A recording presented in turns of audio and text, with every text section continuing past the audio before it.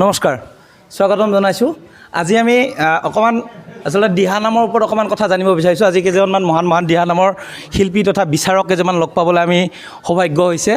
আজি আমি উপস্থিত আছোঁ হাজৰিকাপাৰা সমন্বয় ক্ষেত্ৰ, এইটো শালমাছ উঠা পুখুৰী পাৰত যিটো হাজৰিকাপাৰা শাখাৰ নামঘৰ আছে, নামঘৰত আমি উপস্থিত আছোঁ। আৰু ইয়াত আজি দিনজোৰা কাৰ্যসূচীৰে দিহানামৰ ওপৰত অকণমান আলোচনা হ'ল। তো আমি দিহানামক লৈ বহুত বিতৰ্ক হৈ থকা আচলতে দেখা পোৱা যায়।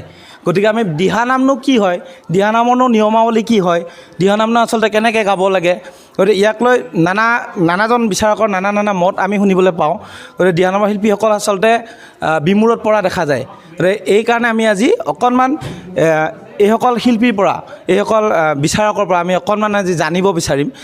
পোনপ্ৰথমে স্বাগতম জনাইছোঁ আমি আটাইকেইগৰাকী বিচাৰকক। হয়, স্বাগতম জনাইছোঁ। কৃষ্ণ, আপোনালোকক মই ধন্যবাদ জনাম আৰম্ভণিতে মোক এইকণ সময় দিয়াৰ বাবে, আৰু অসমবাসী ৰাইজৰ কাৰণে নিশ্চয় সুবিধা হ'ব এইখিনি জানিব পালে। বিশেষকৈ আমাৰ দৰং জিলা আৰু ওদালগুৰি জিলাত বহুত বিতৰ্ক দেখা যায় দিহানামক লৈ। গতিকে মই পোনপ্ৰথমে আপোনাৰ ওচৰতে যাম। আপুনি কি ক'ব বিচাৰিব, দিহানামটো আচলতে কি হ'ব লাগে, দিহানামৰ নিয়মাৱলী সম্পৰ্কে অকণমান চমুৱাই কওক। কৃষ্ণ, নিয়মাৱলী সম্পৰ্কে আমাৰ কেইবাগৰাকী বিচাৰক আছে, তেখেতসকলে ক'ব।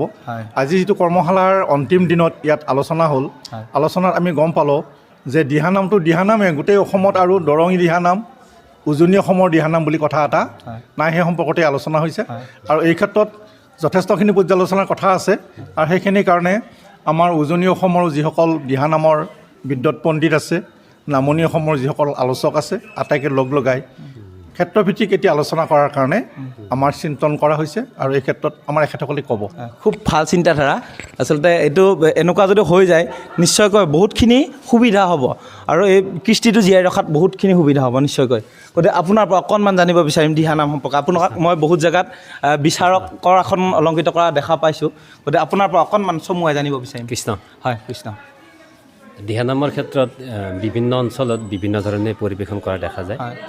আচলতে দিহানামবোৰ কেইটামান নীতি নিয়মৰ ওপৰত আমি পৰিৱেশন কৰোঁ।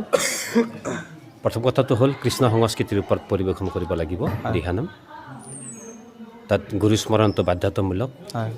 ভকত সেৱা, জোৰণি, ভাঙনি বা বিলম্বিতলয়, মধ্যলয়, দ্ৰুতলয়, শেষত ৰাম জয় হৰি, এইকেইটা নিয়ম মানি ল'ব লাগিব। আৰু আমি সমগ্ৰ অসমতে এই নিয়মখিনি এক হোৱাৰ কাৰণে আজি ইয়াত আলোচনা হৈছে। আমাৰ ইতিমধ্যে দৰঙী লোককৃষ্টিৰ সম্পাদক ডাঙৰীয়া আমাৰ মাজত আছে। তেখেতসকলেও মাৰ্চ মাহত ডাঙৰকৈ এটা আলোচনা চক্ৰৰ আয়োজন কৰিব। আমি তাত উপস্থিত থাকিম। অসমৰ কেইবাগৰাকীও বিশিষ্ট বিচাৰক, আলোচক তেখেতসকলে নিমন্ত্ৰণ দিব। তাত বিশদভাৱে আলোচনা হ'ব। আচ্ছা, ইয়াতে আমি আজি বিচাৰ মানে আলোচনাৰ চকত অকণমান বিতৰ্কিত মন্তব্য এটা শুনিবলৈ পালোঁ যে কমিটি সিদ্ধান্ত মতে অনুষ্ঠান পৰিৱেশন কৰিব লাগিব।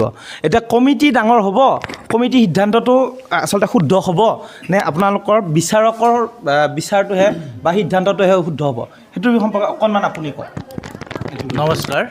নমস্কাৰ, মই নলবাৰীৰ পৰা আহিছোঁ। এটা কথা হ'ল, যোগ্য বিচাৰকৰ নিশ্চিতভাৱে দৰকাৰ হ'ব। যোগ্যতা ভিত্তিত বিচাৰ সামাৰ কৰাৰ বিচাৰকৰ যি দক্ষতা, সেই দক্ষতাখিনিৰ ওপৰত বিশেষ কথাটো নিৰূপণ কৰিব। ইয়াত যদি দক্ষ বিচাৰক যদি সন্নিৱিষ্ট কৰা নাযায়, তেতিয়াহ'লে খেলি মেলিৰ সৃষ্টি হোৱাটো স্বাভাৱিক। কিন্তু আচলতে প্ৰতিটো দলে কিভাৱে নামভাগ গাইছে, সেইভাৱে বিচাৰকে শুদ্ধ চিন্তা চৰ্চাৰে বিচাৰ সামাৰ কৰে। যদি তাত কেতিয়াবা কেৰণ দেখা যায় যদিওবা, কিন্তু প্ৰতিগৰাকীৰ এটা ভাৱধাৰা থাকে আমাৰ দলসমূহৰ যে মইহে পাব লাগিছিল, তেওঁ পালে, তেওঁহে পাব নালাগিছিল নহয়। এইবিলাক কথাই আমাৰ যিটো মনৰ খুদমুদি, এই খুদমুদিটোৰ কাৰণে আমাৰ বিভিন্ন ক্ষেত্ৰত মানে অসুবিধাৰ সৃষ্টি হয়। আৰু এইবুলি আমি ভাবিছোঁ, আমি নলবাৰীৰ পৰা আহি ইয়াত যিটো আমাৰ সুবল চহৰীয়া আৰু আমাৰ টিংকুমণি চহৰীয়াৰ যিটো মানে এইটো প্ৰত্যাহ্বান বুলিয়ে কৈছোঁ মই, যিটো আয়োজন, এই আয়োজনটোৰ এটা বিশেষ কাম দিব যে আমি ইয়াত আজি সংকল্পবদ্ধ হৈছোঁ যে আমি নলবাৰী, কামৰূপ, দৰং আৰু ওদালগুৰি বা চিপাঝাৰ এই গোটেইসমূহ লগ লাগি আমি যদি অন্তত এই 5টা বা 6টাৰ ডিষ্ট্ৰিক্টৰ কথাখিনি যদি একত্ৰিত কৰিব পাৰোঁ তেতিয়াহ'লে গোটেই অসমত এটা আলোড়নৰ সৃষ্টি হ'ব আৰু এইটোৱে হয়তো ভৱিষ্যতে বাহাল থাকিব। এইখিনি মই অনুভৱ কৰোঁ। হয়, খুব ভাল কথা ক'লে আপুনি। গতিকে নিশ্চয়কৈ আমাৰ দৰ্শকসকলেও নিশ্চয় বুজি পাব পাৰিছে। গতিকে আমি সকলোখিনি এক হ'ব লাগিব। আমাৰ অকল বিচাৰক বুলিয়ে নহয়, আমাৰ যিখিনি মানে দল আছে, দিহানামৰ দলখিনিও এক হ'ব লাগিব। আৰু যিটো খুব ভাল পদক্ষেপ লোৱা হৈছে আমাৰ ডিপিলাৰ যিটো খটৰা সত্ৰত যিটো সন্মিলনৰ আয়োজন কৰা হ'ব বুলি আজি পদক্ষেপ এটা লোৱা হ'ল। গতিকে তাত নিশ্চয় আপোনালোকক আটাইকে আমি খবৰ দিয়াৰ চেষ্টা এটা কৰিম, ভিডিঅ' যোগে হ'লেও বা যেনেকৈ নহওক আমি খবৰ দিয়াৰ ব্যৱস্থা কৰিম। সকলোৱে যাতে তাত অংশগ্ৰহণ কৰি এইটো বস্তুটোৰ মষিমূৰ এটা হয়।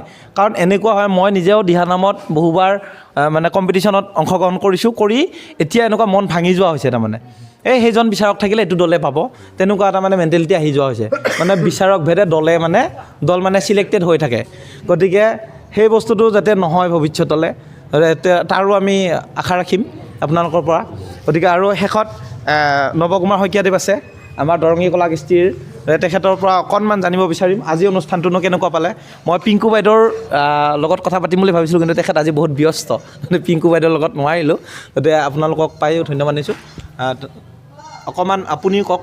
কেনে পালোঁ তাৰ আগতে মই আৰু এটা কথা ক'ম যে দিহানাম বুলি কওঁতে দিহানামতকৈ বিচাৰক ডাঙৰ নহয়, দিহানামতকৈ সমিতিবিলাক ডাঙৰ নহয়। আমি ডাঙৰ কৰিবলৈ গৈ আছোঁ দিহানাম।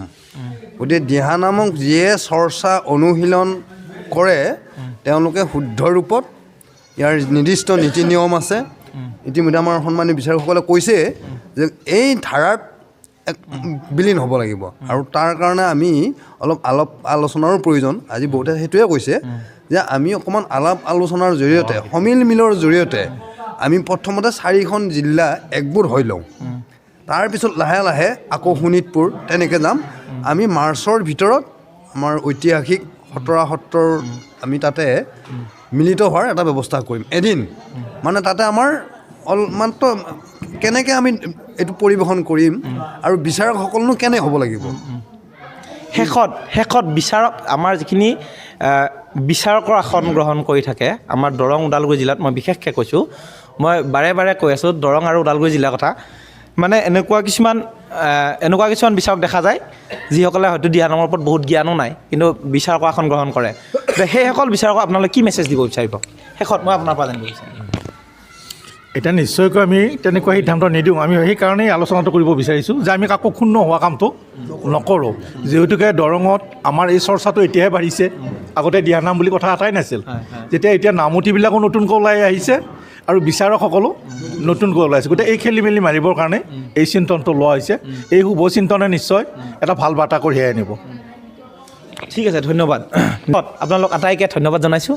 আৰু মোৰ এই চেনেলটিত আপোনালোকে এইখিনি কথা কৈ মোক সহযোগ দিয়াৰ বাবে মই আন্তৰিকতাৰে আপোনালোক ধন্যবাদ জনাইছোঁ। কৃষ্ণ।